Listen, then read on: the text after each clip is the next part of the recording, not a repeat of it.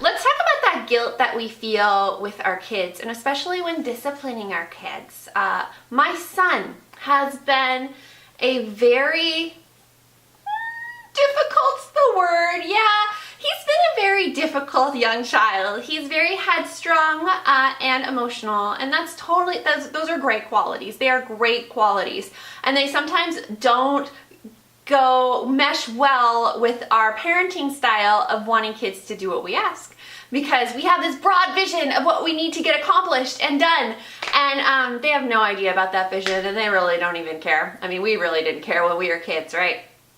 So sometimes it gets in the way.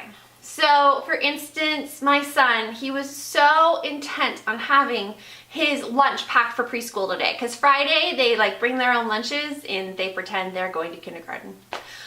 He was so intent on it, and it came to 7:30 and I was rushing downstairs and we had woken up late and the lunch wasn't packed yet, and his sister was not helping him out whatsoever, and so he just started crying.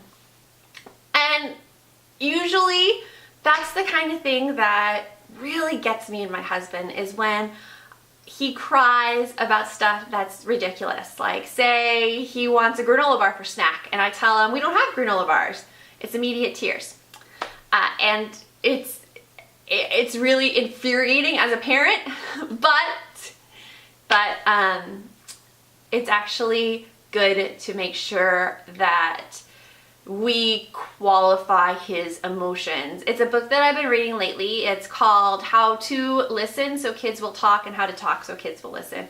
It is awesome. I recommend it, and I'm only in chapter 1 so far, but I've gleaned so many nuggets. And chapter 1 is all about giving value to kids' feelings. Instead of saying, oh, you shouldn't cry because we don't have your cereal, it suggests you say, you feel sad, your cereal's all gone, and they'll go, yeah, and then you just kind of go, okay, and let them fill in the gaps for you and tell you about why they're sad, and they may even come up with a solution on how to fix it themselves without us having to get involved. Now here's where the guilt comes in. Lately, when my son has been crying, we've asked him to go into the room downstairs and cry as loud as he wants, because he has a very loud scream.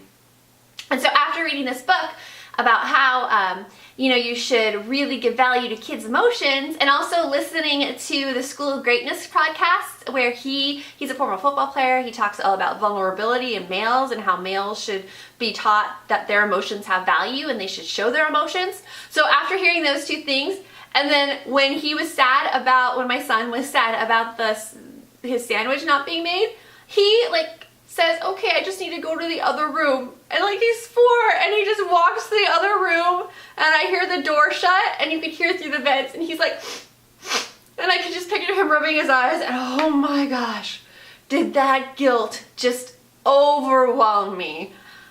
Because I thought, I'm teaching my son not to give his emotions value, that his emotions don't matter, that he shouldn't feel a certain way, when really, he's entitled to feel whatever way he wants.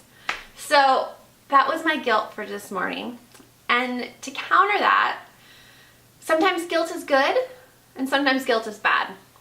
I feel like that was a good kind of guilt, because it's showing me how I could be a better parent towards him, to ask him, how he's feeling, to say, yes, you feel sad. If you want to scream, you can go to that room over there, because you don't need to scream to show your emotions. But if you need to cry, it's okay. I'll hold you while you cry.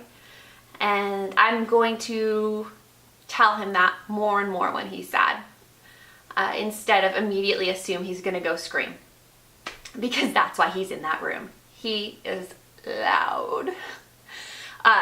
So if you are beating yourself up about something, if you're feeling guilty about something, ask yourself, is this a worthy guilt? Is this something that I can change in my own parenting? Is this something I want to change in my own parenting? Or does this guilt have no purpose? Such as maybe you feel guilty that you're not going to go volunteer for your child's party at school when all the other moms are doing it. It's not really worthy guilt because you don't want to volunteer for that party. You just are feeling bad because everyone else is, and that's not a reason to do something. So check yourself this week. Ask yourself, is this guilt worthy? Is it something I'm going to change? Or is it unworthy? Is it something that I just need to forget and I don't want to do anyways? So with that, come and visit me on noguiltmom.com for some other nuggets of what to do in situations with your kids. Stuff like, are you spending too much time? So are you spending enough time with your child? And you know what my answer is? Yes, you are. But this blog will tell you more about that. So noguiltmom.com, and make sure to sign up for those 5 survival secrets for the overwhelmed mom if you have not picked it up yet. It's completely free. Just go on over there, type in your email address, and I will send it directly to your inbox. So until then, I will talk to you later. Bye. That was good. I like that.